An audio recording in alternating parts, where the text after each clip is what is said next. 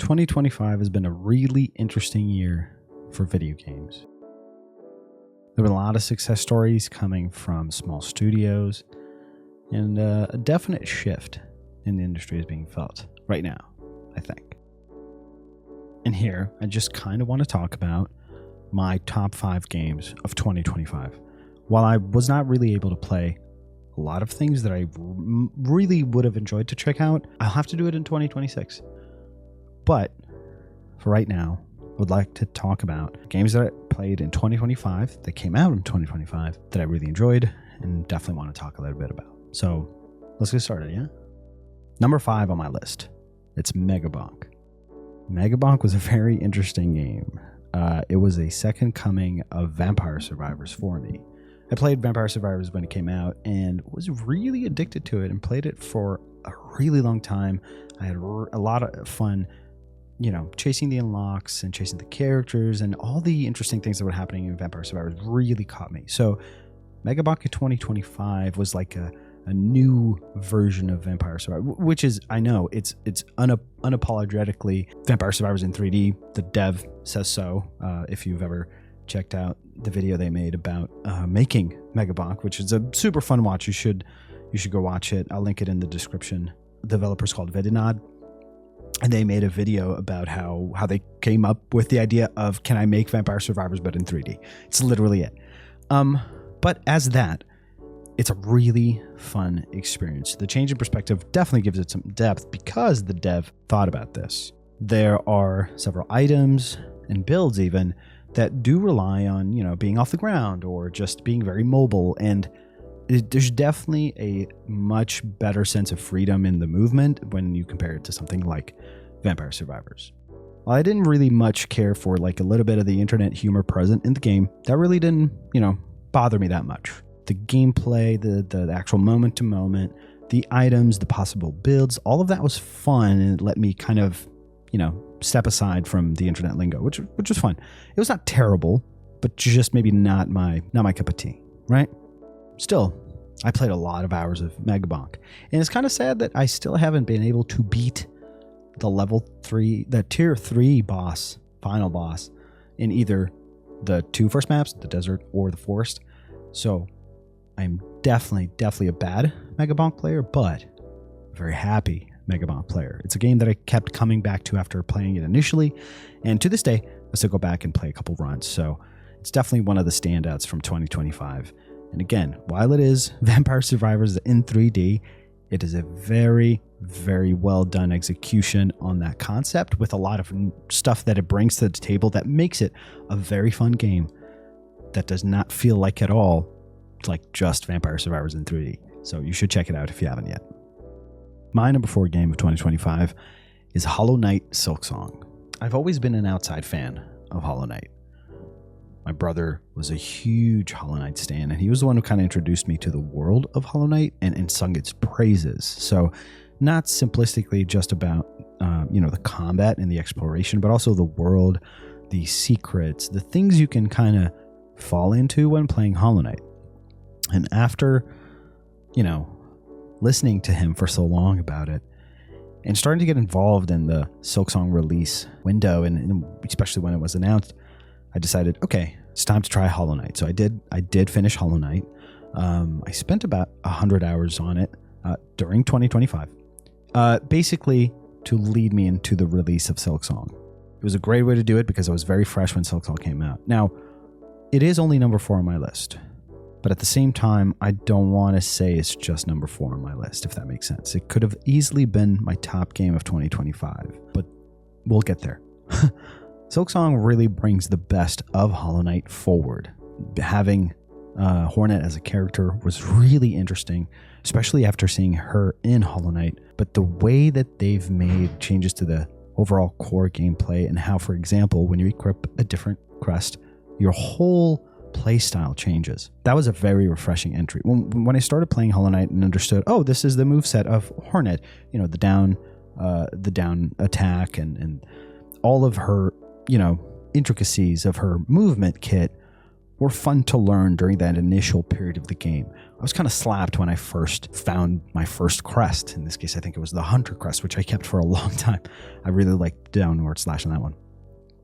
But once I found that, oh, wait a minute, this is not just a charm. This is a whole change in gameplay style. Like, I am going to have to adapt. And while that was hard, it definitely opened my eyes to, oh, wait a minute. So maybe I will more personally define the way I play Silksong in comparison to Hollow Knight with the charm system, where it seems like there's way more possibility to, make a build and really make these systems between tools and, well, not charms, but you know what I mean. I forget the name. Make all of them work in tandem for a specific build. It was present in some way in Hollow Knight, but it's much more done in depth in Silksong, and that was very attractive to me. The other thing that got me is just, again, similar with Hollow Knight, the world, the characters, the design. It's so beautiful. It's a beautiful game that kind of, as it opens up, I immediately said out loud, wow, this is beautiful. You know what moment I'm talking about. All in all, Hollow Knight Silksong is one of those games that you can theoretically play for 500 hours to see everything if you want to and try everything. And there's a lot of things to discover, explore, and challenge yourself with, same as it was Hollow Knight. And that makes me very happy that, Team Cherry took their time and made the game they wanted to make. And it is a fantastic game, and I would recommend it wholeheartedly to anyone who even remotely likes platformers, Metroidvanias, whatever. If you see a video of this game and something in you tells you, oh, I might like this, definitely give it a try. It's $20. It's one of the best games of this year, but also of all time. And again, I know it's only 4 on my list, but stick with me, please. And anyway, number 4 on my list, Hollow Knight Silksong. It's a fantastic game, and you should go play it. Number 3 on my list is something that I was not expecting. It's Arc Raiders. While I heard all of the hullabaloo and all the noise about Arc Raiders while it was in closed betas and in testing, I was not able to get into those tests. I was busy, just real life stuff. But I had friends and family who checked it out and kept saying, wow, it's surprisingly good. It is a surprisingly really well put package of a game that is from a small-ish team, still with an immense attention to detail, right? It is, Arc Raiders is what now could be called, hey, it's your typical extraction shooter. Like we have so many now. But this one definitely took it in a different way. And we've talked about Arc Raiders here, and we've understood how they started out with a vision for a PvE game and eventually found that might not work. It was not as fun. And that's what I loved, is they said it was not as fun as we thought. But then when they started branching into what eventually turned into Arc Raiders, internally they were playtesting and they were having fun. And to me, that is the signal that you have something in your hand. When I hear of a studio that is in deep playtesting, that plays their own game off hours because they love it so much and because they're having fun, that's what always makes me happy. I love devs who are working on something that they find fun. I think that should be the key to all of this. But anyway, let's not digress. Arc Raiders is the best extraction shooter I've played in 2025, even being a Tarkov boy. While I've left Tarkov behind a while ago, just due to not having the time that game really expects you to have in order to stay relevant, Arc Raiders doesn't feel like that. Arc Raiders, for someone like me, feels like a game that you can come back to at your own pace. And so far, I have not felt left behind. It is an incredibly well-made game with so many touch points where it excels, like the gunplay, the audio design, the enemy design, the variation in enemies, the PvP-VE aspect of it, of how much fun it is to not only fight players or fight the Arc, but then involve Arc in fights with players. Playing that 3D chess of, there is a Rocketeer over there. There's a guy I'm shooting 120 meters in front of me. I'm going to shoot that Rocketeer and trying to lure it to make a mess in this fight, and hopefully it will come out my way. And sometimes it doesn't. But the ability, the sandbox that the game is built upon with all of these elements, somehow is a game that I still keep coming back to. Whenever I have a couple minutes to just maybe even jump onto a raid or two, I still am having fun, and I'm still having that sense of discovery and exploration, even after all this time, but still a couple months. How long has it been? When did it come out? October? It's just a game that keeps giving, and the dev team that seems to be listening and paying attention, and again, making what they feel like is fun. And I think we couldn't ask for more from a studio than that. So yes, Arc Raiders is my number 3 game of 2025. And if you at all like any sort of multiplayer shooter, I urge you to check it out. It is not a $70 game. Even though it looks AAA, it is a $40 game, and you can find it on sales as well already. You should give it a choice. You should give it not a choice. You should give it a shot, because it is worth it. All right, now this is hard. My number 2 game of the year of 2025 is Dispatch. This is a close call between what was going to be my number 1 game of the year and my number 2 game of the year. I had to think a lot about this, but definitely number 2 is Dispatch. Dispatch was not what I expected to receive in 2025. I thought I was done with, the Walking Dead style games. I found that I had gotten what I wanted out of those, and I didn't think there would be another style of game like that would ever capture me.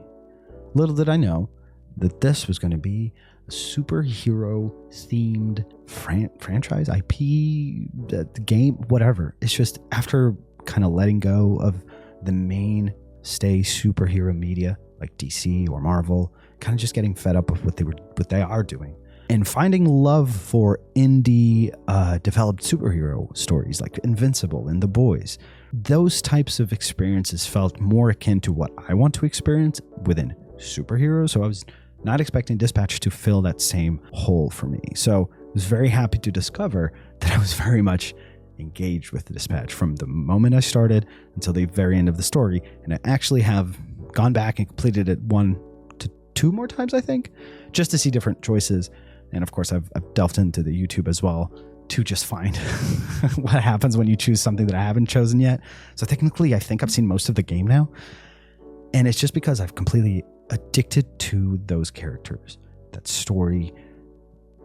They developed a cast that you want to be around, that you want to help, that you want to see succeed. They grow with you. They grow within you. They grow on you. Some of those people I didn't like in the beginning, but by the end, I wanted to save every single one of them. I wanted them to make it, and I wanted them to look good towards the world. I wanted the world to know them as I knew them, if that makes sense.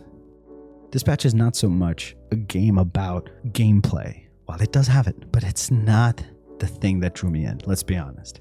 It was the story, and it was the characters. It was mostly the interactions between the characters. And I enjoyed staying in that world for as long as I did, and I'd recommend it to anyone. It was a super special experience that I don't think happens a lot of the time. And so when it happens, I feel like it's good to share it and to tell people to check it out. Because if they have the same or even a similar reaction to you, that makes me happy, right? If people react to Dispatch the same way I reacted, or even just a little, it's great. It's a game that made me laugh, get emotional, feel a bunch of different things, and it's just characters on a screen, given life by amazing voice acting, amazing animation, and just really, really good writing. Anyway, number 2 on my list is Dispatch, because it's such a good game that if you like story games in any capacity, if you like good writing, if you like good characters, I highly recommend you check out Dispatch. And now here we are, number 1. My number 1 game of the year of 2025 is a game that came out very early in 2025, but it captured me for a super long time, and it kind of still does, even though I haven't played it recently. I still think about it. That game is Blueprints. If you don't know, Blueprints is a, to me, first of its kind, puzzle roguelike. That's the best way I think I can explain it. But I feel like Blueprints was explained to me via podcasts and by listening to people talk about it. But it only really clicked when I saw someone play it. Blueprints takes the roguelike experience and puts it within a world or puzzle where, it's technically a puzzle game. But the one thing that I've heard it compared to in terms of how it makes you feel while you're playing it is Outer Wilds. And now that I've played Blueprints, I don't know how many hours I've played, but I've seen credits, I've played beyond the credits. I've found so many things that I still don't know the answer to, or I'm still trying to figure out in my big-ass Google Doc that I have about this game, but I still keep coming back to it. My mind still keeps coming back to the things I still have to discover. This game makes you feel so good when you unlock something, when you find the solution, when you put two and two together finally and go like, oh my God, that's it. So many of those moments I had in Blueprints. And it's a weird game to explain to some people. And I really think you only get it when either you see it being played or you jump in it yourself. I would highly recommend Blueprints to anybody who has even an inkling for puzzle games, mystery, likes to try to play detective, like play this game then.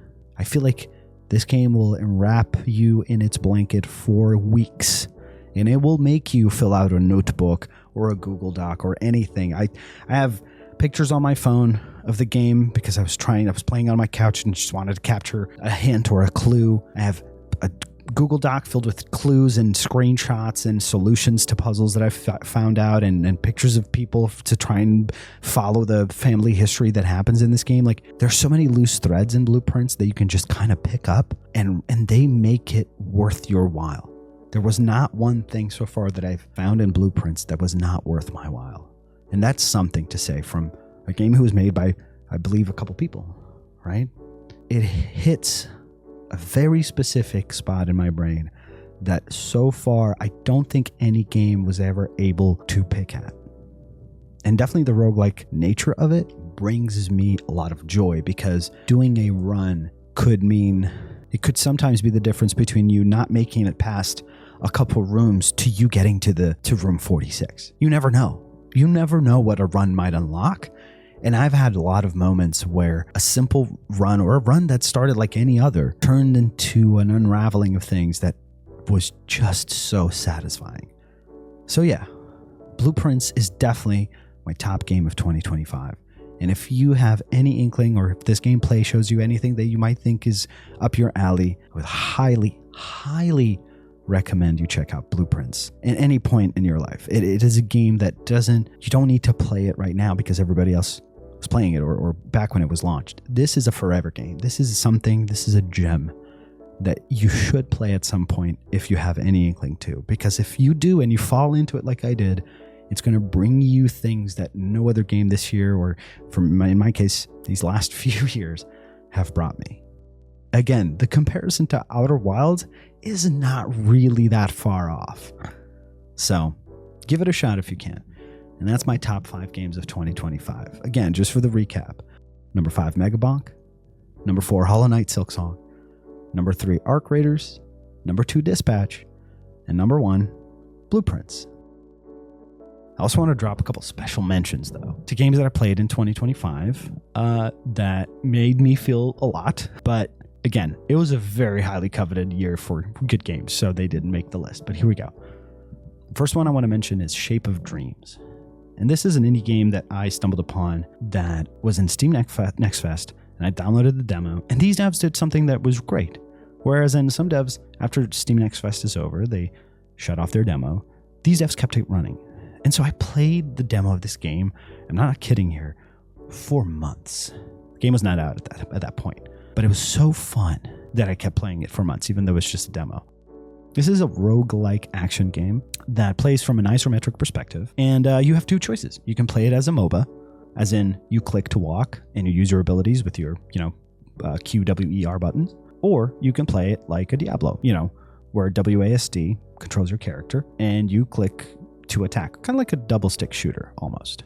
And while that sounds very simple, the amount of builds I was able to pull off, the different types of characters and their progression, the different types of spells that you get, which are the main abilities that let you, make a build. You have access to 4 and 2 passives.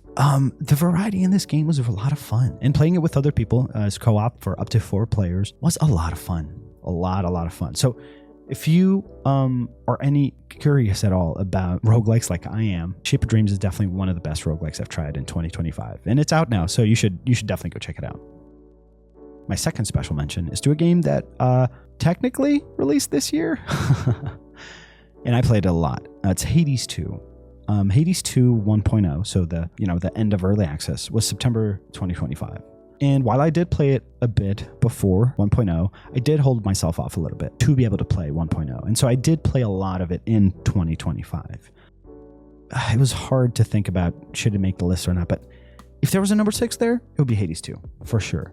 It was a game that it's a lot of fun. It's the perfect distillation of what Hades 1 was for me, and it brings a lot of variety to it that kept me going down and going up. Man, that was when you went up for the first time. God, that was so cool. And I still haven't beaten going up into Olympus yet, but I will. Now I will in 2026, but still I will.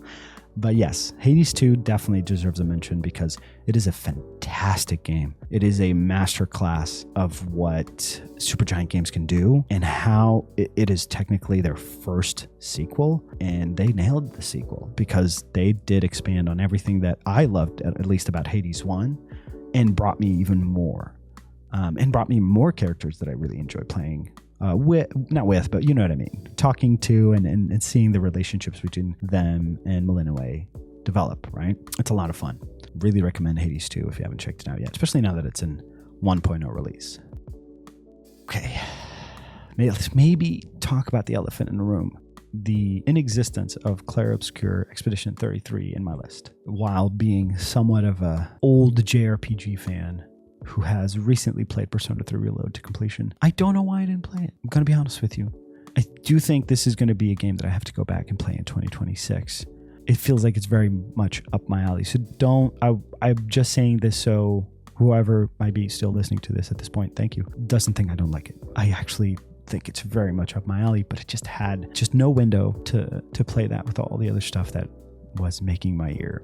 But I will definitely be checking it out in 2026. Maybe a little bit of a sale purchase for me. But I respect everything that is being done in that game. And being a big fan of Final Fantasy 7, 8, 9, 10, those being like my golden years of JRPGs for me, seeing these people like me being so inspired by it, that they wanted to make that, but of their own flavor, I respect that a whole ton. And so I will be definitely playing Expedition 33 in 2026. Hey, maybe I'll say the top game of 2025 that I played in 2026 is Clair Obscur Expedition 33. We'll see.